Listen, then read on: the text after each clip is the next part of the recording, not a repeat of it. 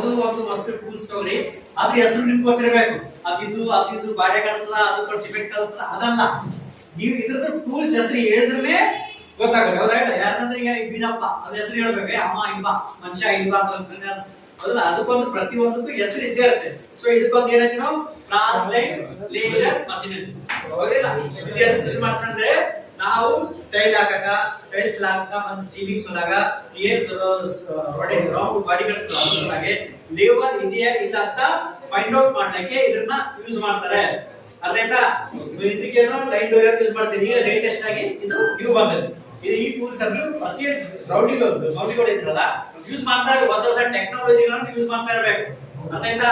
ಈಗ ಡೋರ್ ಇತ್ತು, ಎರಡು ಇತ್ತು, ಈಗ ಈ ಸಿಸ್ಟಮ್ ಯೂಸ್ ಮಾಡ್ತಾ ಇರಬೇಕು. ಅರ್ಥ ಆಯ್ತಾ? ಇದ್ರ ಬಗ್ಗೆ ನಾವು ಇದು ಏನಂತ ಇದ್ರ ಹೆಸರು ಈಗ ಟೇಪ್, ಓಲ್ಡ್ ಸಿಸ್ಟಮ್ ಇತ್ತು, ಟೇಪ್ ಅನ್ನು ಯೂಸ್ ಮಾಡಿದ್ವಿ. ಹೌದಾ? ಇದೇನಂದ್ರೆ ಡಿಸ್ಟೆನ್ಸ್.